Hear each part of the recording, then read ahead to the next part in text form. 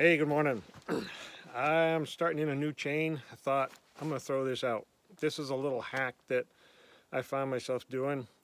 So the question is, how many of us out here in the woods, I was running saws, how many of us follow the instructions on starting a new chain?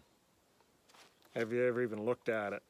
If you look in the chain manual, they're going to show you a picture of a bucket of oil and soaking your new chain and then starting that out, after you've soaked your chain. No, me neither. I've never done that. I've asked a lot of folks, maybe one or two out of many hundreds that actually have the discipline to do that. Sure, it's a good idea.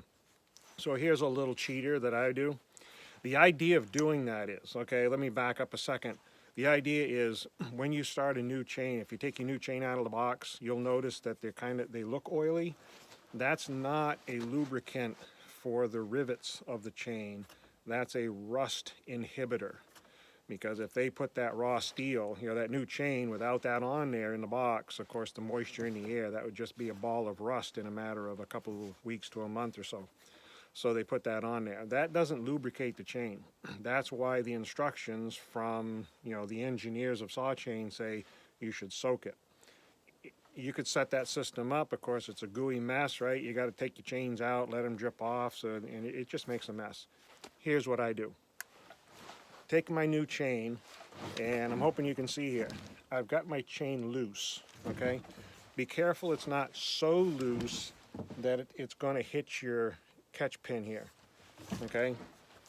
I'll put the new chain on the saw, and then I run it just, quarter throttle, just so you're spinning the chain, and run it and run it and run it. It's going to be, I'd say, almost a minute, right?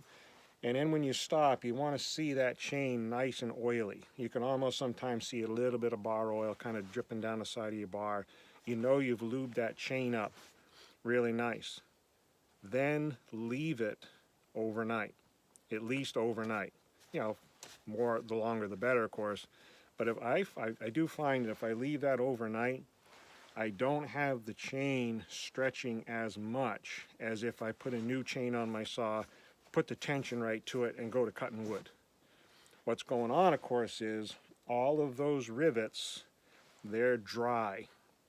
So if we put it on the saw, go right to work with it, we're putting load on every one of those rivets, and you've got dry steel on steel. Whereas if you lube it up like this with no tension on the chain, let that bar oil soak down through into the rivets overnight, then tension her up, it doesn't stretch. We use that word stretch, but of course we know it's not stretch. It's just all those little rivet holes are kind of seating themselves. So that's a little cheater. Does it make a big difference in the life of your chain, life of the saw, how it cuts? I think it depends really on what you're using the saw for. If we're bucking on a landing where you're doing a lot of filing, chances are we're going to file the teeth away before the chain ever gets, worn out. I have found I get an awful lot of life out of my loops of chain because of the cut the length system here. My chain does not cut dirty wood, and I've got a video out there explaining what I mean by keeping your chain sharp. So just thought that'd be a little help. Of course, that chain stretching thing, all those rivets, that's affecting how it's seating on your drive sprocket and all. So it's a little system here between your sprocket and the drivers on your chain. So get her lubed up, let it set overnight, and then tension her up and go for it. Take care, guys.